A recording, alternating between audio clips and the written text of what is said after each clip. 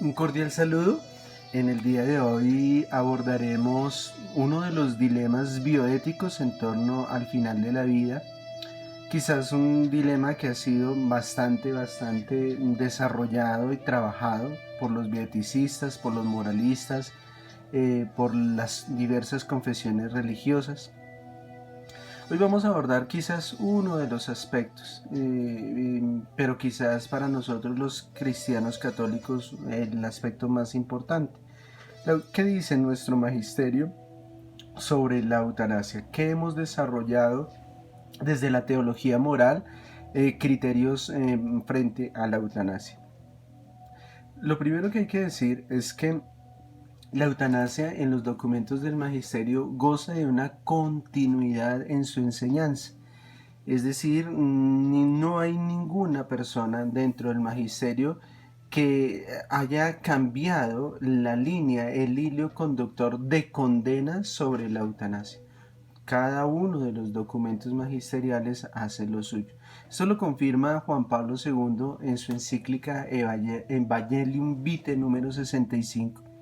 Afirma: en conformidad con el magisterio de mis predecesores y en comunión con los obispos de la Iglesia Católica, confirmo que la eutanasia es una grave violación de la ley de Dios en cuanto a asesinato deliberado moralmente inaceptable de una persona humana. Dos elementos pues que hemos querido hacer énfasis: grave violación de la ley de Dios, y lo eleva a la categoría de asesinato deliberado. Y esto, él dice, en conformidad con el magisterio de mis predecesores, es una continuidad de condena hacia el magisterio, hacia la eutanasia desde el magisterio. Hay unos elementos que son puntos fijos y hay unos elementos frente a la eutanasia que los podríamos llamar los puntos movibles o puntos que evolucionan. Los puntos fijos es el carácter sagrado de la vida humana. La teología moral, el magisterio, la bioética cristiano-católica ha dado desde siempre ha dado ese carácter sagrado a la vida humana. Y el primado de la persona sobre la sociedad. Tercer punto fijo, el deber de respetar la vida inocente. Eso en todos los documentos magisteriales y en referencias sobre la eutanasia no cambia, no va a cambiar.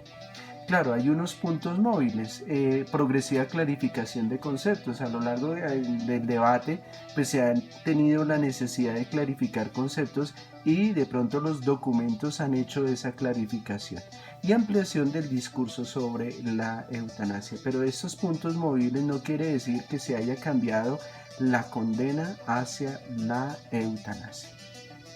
¿Quiénes han hablado? Pues lógicamente, y los más importantes son los papas en sus diferentes pronunciamientos magisteriales. Pío XII, a quien pues, lo conocemos como el papa que le tocó enfrentar muchos elementos de bioética como la conocemos actualmente, muchos elementos de biotecnología, muchos elementos de medicina.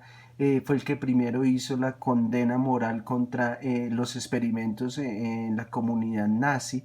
Él hace una serie de documentos y de pronunciaciones en contra de la eutanasia. La encíclica Mystici Corporis, también en su locución a diferentes estamentos médicos, a la Unión Médico-Biológica San Lucas, a las congresistas de la Unión Católica Italiana, ese Congreso Internacional de Histopatología, a los miembros del Oficio Internacional de Documentación de Medicina Militar y diferentes congresos a los que él asistía. En todos sus documentos se mantiene esa línea de condena a la eutanasia. Pablo VI pues sigue continuidad magisterial. También él tiene que reunirse año tras año con personal sanitario, con médicos, con anestesiólogos, y hacía lo suyo de esa condena a la eutanasia. Toda vida es sagrada. Y por ejemplo para con las Naciones Unidas para la cuestión del apartheid pues habla también en su condena a la eutanasia. Juan Pablo II, pues lógicamente por su largo pontificado, es quien más produce en torno a elementos de bioética y en torno a los dilemas finales de la bioética.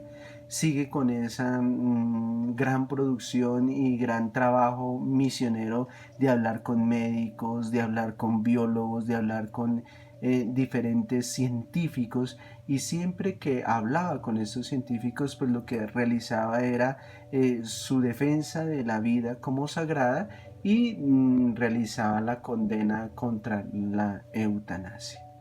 De todos estos documentos resalto la encíclica Evangelium Vitae del 25 de marzo de 1965. Precisamente con esta encíclica, en el numeral 65, hablábamos de esa condena y de ese elemento de asesinato deliberado. Hay otros pronunciamientos magisteriales, por ejemplo, la Congregación del Santo Oficio, el mismo Concilio Vaticano II, el Gaudium et Spes, la Congregación para la Doctrina de la Fe. De aquí quiero resaltar importantísima esta declaración sobre la eutanasia, Iurat et Bona, sobre la cual vamos a ampliar más adelante. Esta declaración de la Congregación para la Doctrina de la Fe es el único documento magisterial dedicado completamente a abordar el tema de la eutanasia. Y aunque es de 1980, pues tiene una claridad conceptual de lo que la moral católica pues ha producido sobre la eutanasia. Lógicamente, el Catecismo de la Iglesia Católica, como un compendio impresionante de teología moral en su tercera parte, en los numerales que se aborda la eutanasia, pues lo hace con la debida propiedad. Recordemos que el Catecismo es una síntesis teológica. 2281 a 2283 encontramos los elementos ya finales que todo cristiano católico debe abordar sobre la eutanasia. Este pontificio consejo de la pastoral para los operadores sanitarios, pues también en el numerales 147 y 150 va a hacer una condena muy fuerte a la eutanasia.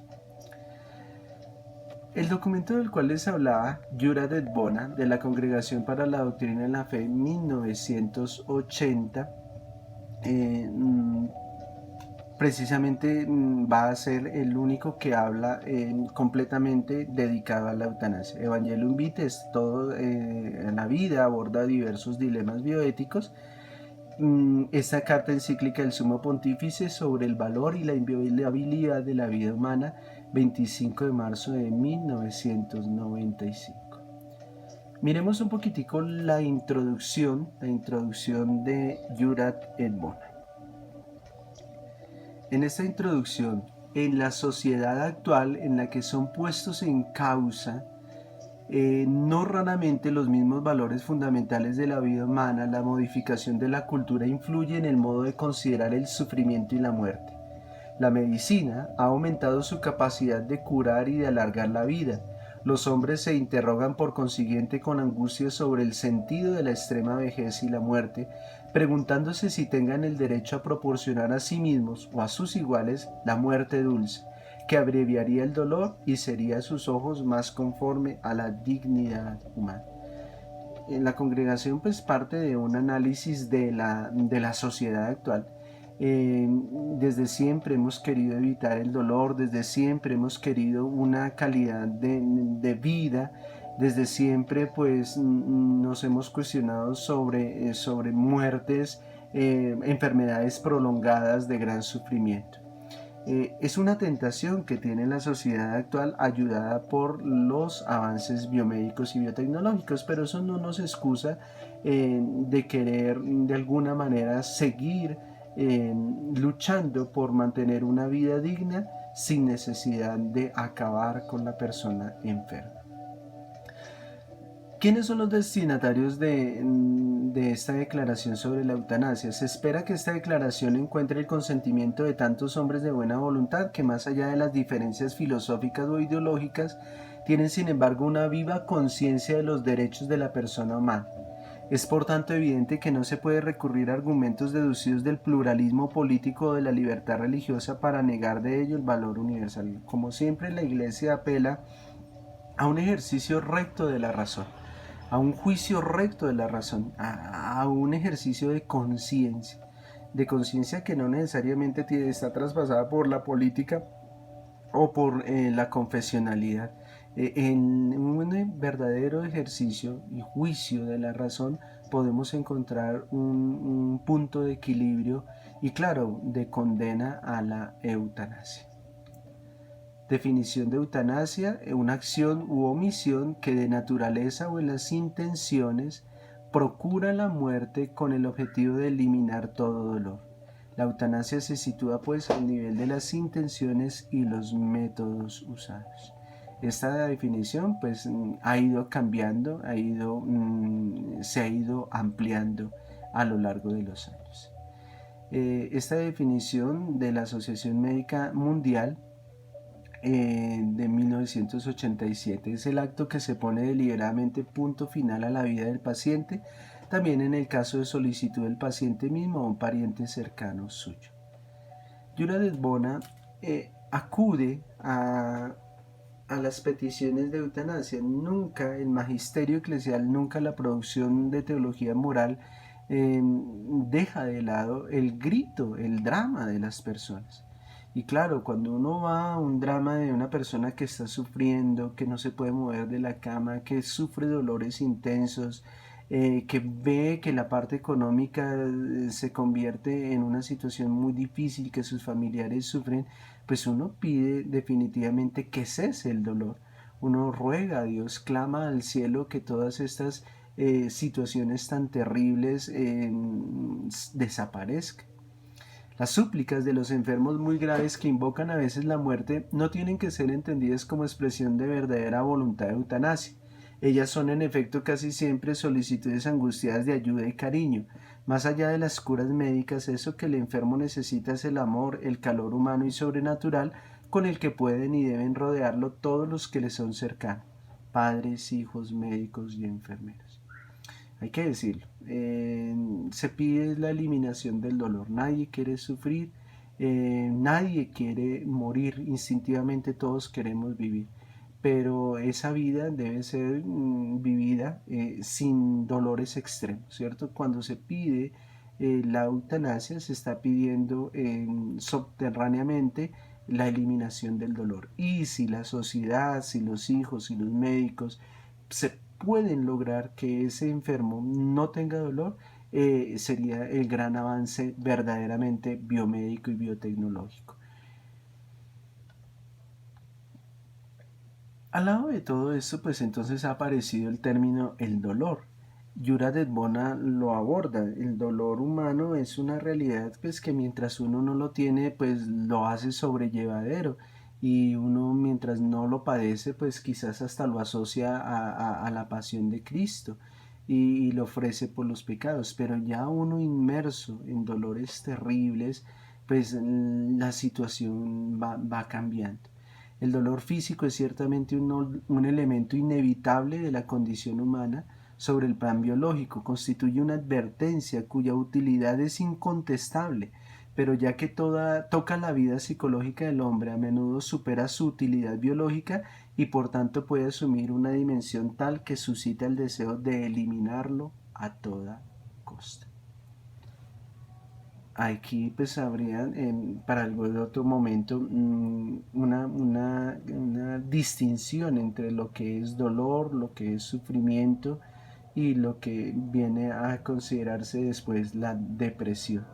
Entre estos tres pues hay diversos grados: grado 1, 2 y 3 de dolor, grado 1, 2 y 3 de sufrimiento y 1, 2 y 3 de depresión. Está estados intermedios como es la angustia, como es la ansiedad.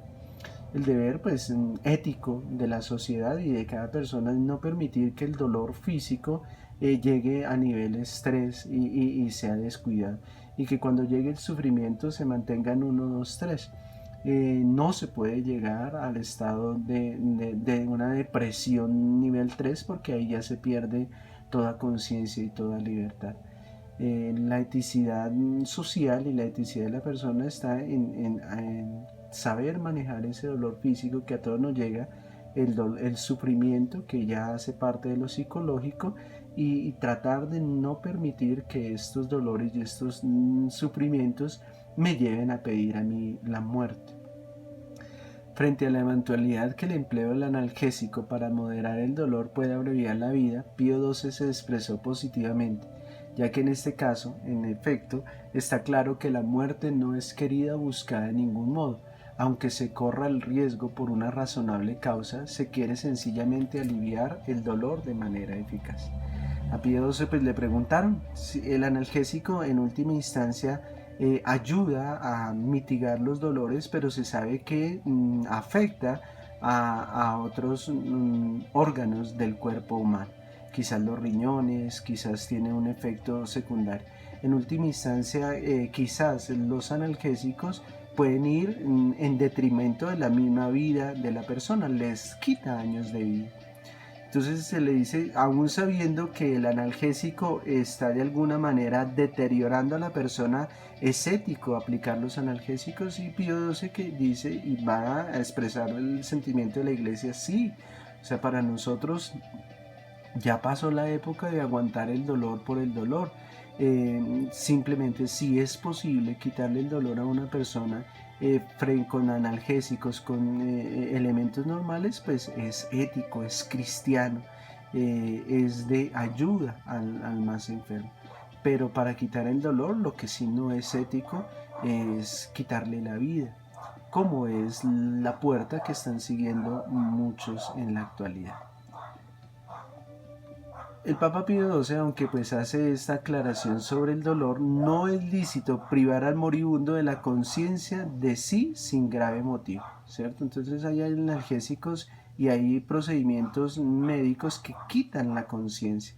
En su momento pues el Papa Pío XII va a decir que eso no era ético, pues que había que controlar el dolor, pero en la medida de los posibles dejar a la persona consciente para que vaya realizando todos sus procesos de despedida, procesos de perdón, unos procesos que son importantísimos. No es lícito privar de conciencia, la conciencia de sí, sin un grave motivo. Pero en grave motivo, pues sí, entonces el coma inducido y todos estos elementos médicos que lo que hacen es pues evitarle a uno que sienta el dolor. Eliminar el sufrimiento, ya pasamos a Evangelium Vitae en el número 15. Graves amenazas incumben sobre los enfermos incurables y sobre los moribundos en un contexto social y cultural que hacen más difícil afrontar y soportar el sufrimiento. Aumenta la tentación de solucionar el problema del sufrir eliminándolo de raíz, adelantando la muerte al momento creído como más oportuno. Sí, en una sociedad como la nuestra que ya no soportamos el dolor, que ya queremos quitar cualquier aspecto de sufrimiento, pues vuelvo y repito, la tentación de eliminarlo a través de la muerte pues se hace muy fuerte, muy fuerte. Evangelium Vitae número 64. Rechazando o olvidando su fundamental relación con Dios, el hombre cree ser criterio y norma a él mismo y cree también el derecho de pedirle a la sociedad que le garantice la posibilidad y los modos de decidir sobre la misma vida en plena y total autonomía. Este es un elemento clave en nuestra moral cristiano-católica. Todo lo que tenemos, la vida, es un don de Dios. Y como don de Dios debe ser asumido y respetado, ¿cierto? Ese don de Dios lo debemos recibir con gratitud, con alegría. No se nos es lícito dentro de la ética cristiana despreciar ese don que Dios nos ha dado. A pesar de que venga con dolores, con sufrimientos, con situaciones difíciles, debemos tratar de aceptar esa vida, no despreciarla eliminando. Devolverles a las personas el derecho a elegir sobre la base de la misma concepción del bien, el tiempo y las modalidades de la misma muerte.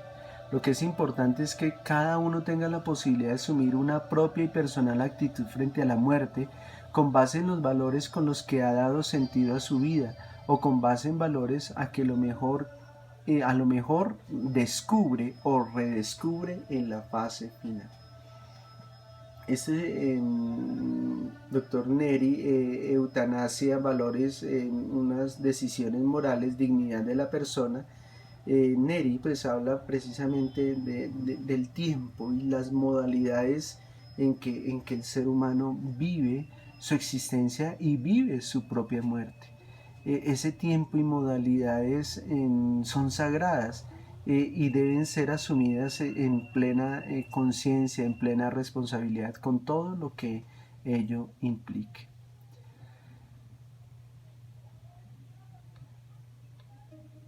Algunos, volvemos a Yura Dedbona, hablan de un derecho a la muerte, no para designar el derecho a procurarse o hacerse procurar la muerte como se quiere, sino el derecho a morir en toda serenidad, con dignidad humana y cristiana. Ese es el verdadero sentido. Yo tengo derecho a morir en mi confesionalidad, a morir con mi familia, a morir sin dolores extremos.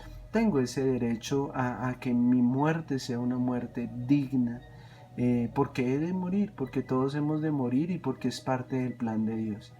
Pero no es un derecho a procurarse o a hacer procurar la muerte de los seres queridos. Ese derecho mal entendido, como muchos lo han visto, ¿cierto? Sí, nosotros también desde nuestra confesionalidad y desde nuestra teología moral hablamos un derecho a la muerte, pero en otros sentidos, no el derecho a procurarse o a hacerle procurar la muerte a otras personas.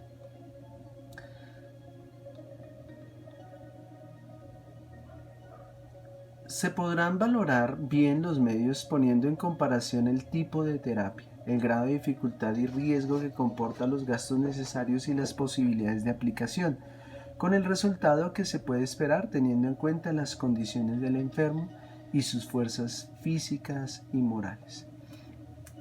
Para nosotros los cristianos católicos, la vida es un valor fundamental, no es un valor absoluto.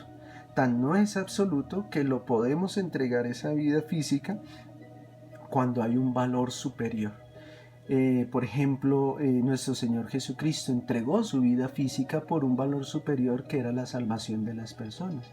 Hay mártires que entregan su vida física, no es valor absoluto, entrego mi vida física por defender un valor que está más allá, que fue la fe, que fue los médicos entregan su vida física, no es un absoluto su vida física, ponen en riesgo su vida física por un principio superior que es la vida quizás de sus enfermos, los militares.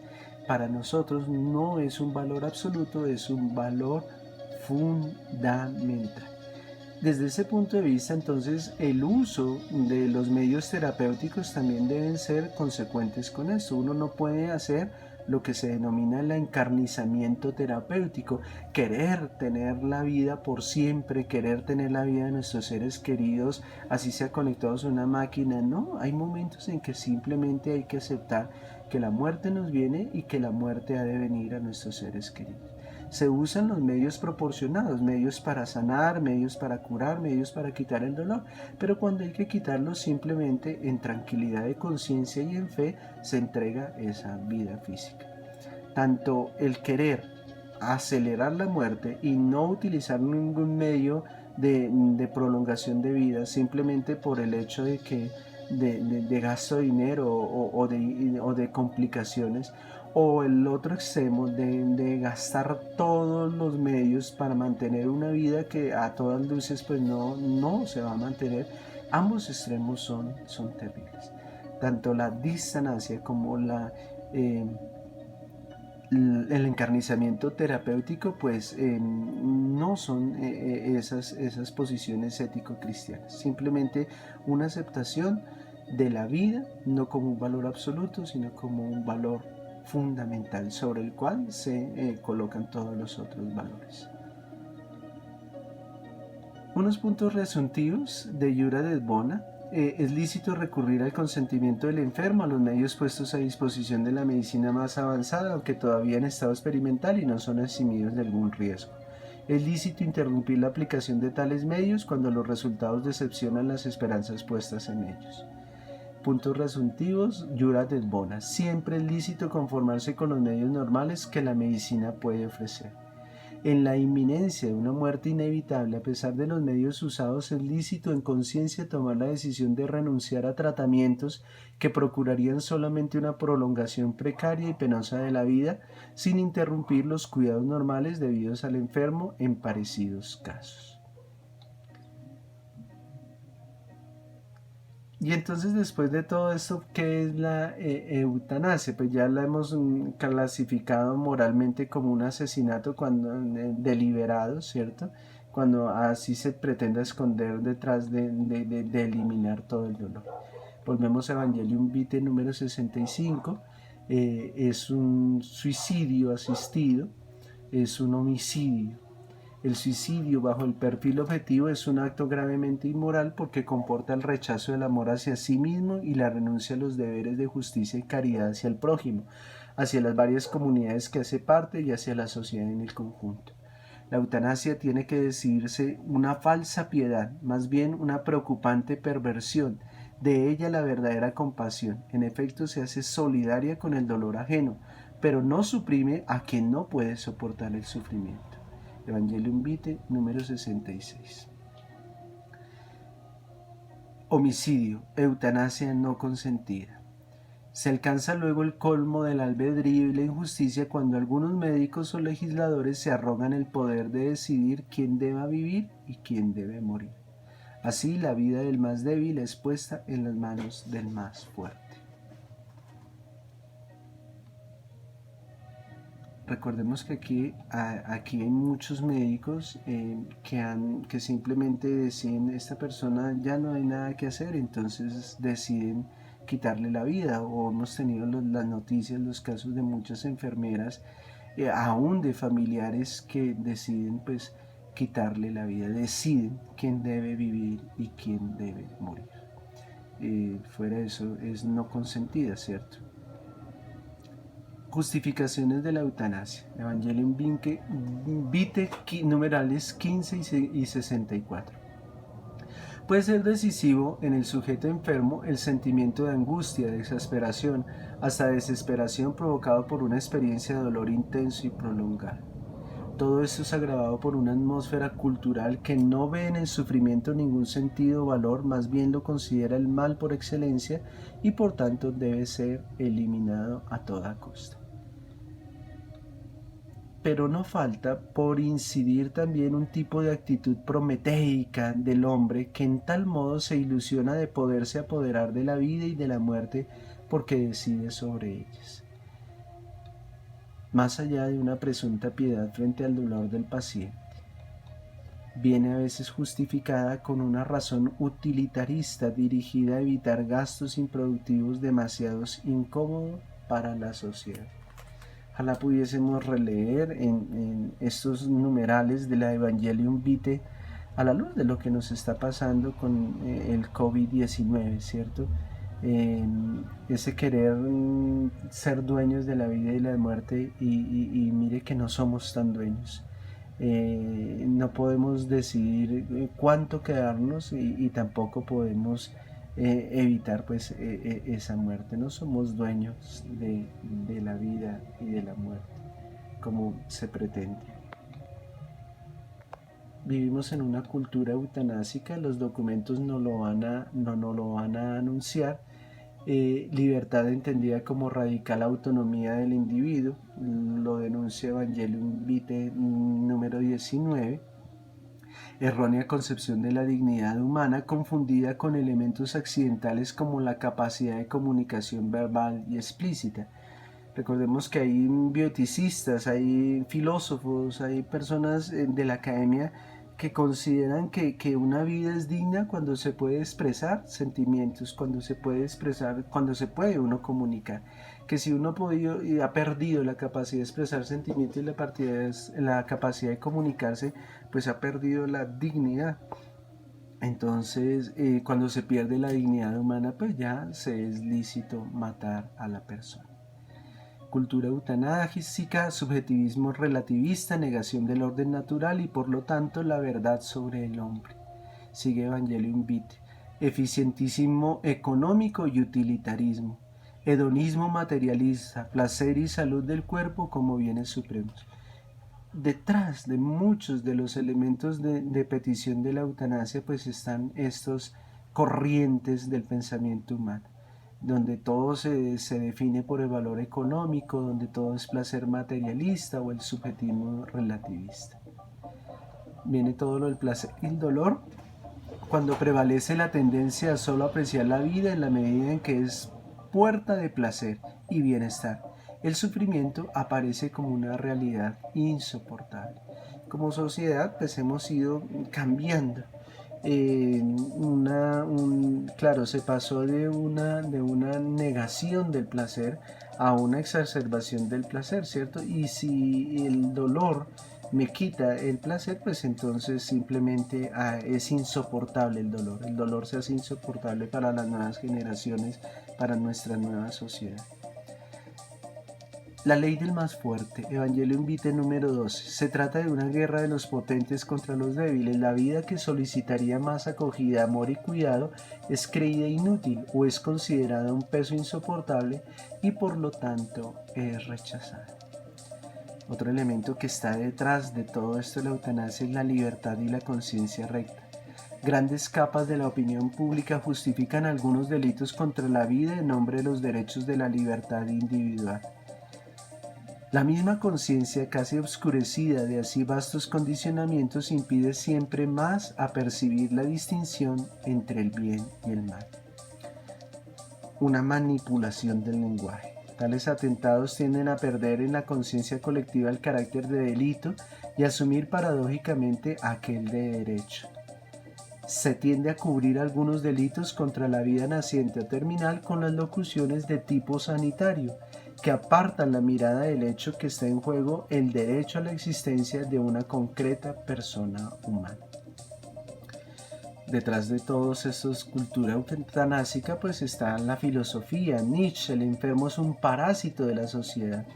En algunas condiciones no es decoroso vivir más tiempo, seguir vegetando en una no bella dependencia de los médicos y de las prácticas médicas después de que se ha perdido todo el sentido de la vida. El derecho a la vida debería suscitar en la sociedad un profundo desprecio. Ese crepúsculo de los ídolos de Nietzsche. Evangelium nos recuerda la responsabilidad de las instituciones. Es un erróneo criterio de moralidad, opinión y voluntad de la mayoría. De un lado, cada uno de los individuos reivindican para sí la más completa autonomía moral de elección y piden que el Estado no haga propia y no imponga ninguna concepción ética, sino que se limite a garantizar el espacio más amplio posible a la libertad de cada uno. De otro lado, se piensa que en el ejercicio de las funciones públicas y profesionales el respeto de la libertad de elección ajena imponga a cada uno de prescindir de las propias convicciones para colocarse al servicio de cada una de las solicitudes de los ciudadanos. La responsabilidad de la persona es delegada a la ley civil, una abdicación a la misma conciencia moral, al menos en el ámbito de la acción pública. Es un tema importantísimo, Evangelium Vitae número 2, valor de una vida y la ley natural. Incluso entre las dificultades e incertidumbres, todo hombre sinceramente abierto a la verdad y al bien, con la luz de la razón y no sin el oculto influjo de la gracia, puede llegar a reconocer en la ley natural escrita en su corazón el valor sagrado e inviolable de la vida humana desde que inicia hasta su término. Y al afirmar el derecho de cada ser humano a ser sumamente respetado, este es su bien primero. Sobre el reconocimiento de tal derecho se basa la humana convivencia y la misma comunidad política.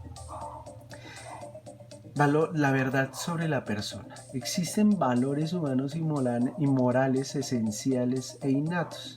Seguimos en Evangelium Vitae número 71. Estos valores manan de la verdad del ser humano y expresan y tutelan la dignidad de la persona. Hace falta incluir en la fundación de los valores éticos la obra, la inteligencia y la reflexión de la razón. La verdad sobre la persona, naturaleza humana, es trascendente, esencialmente personal.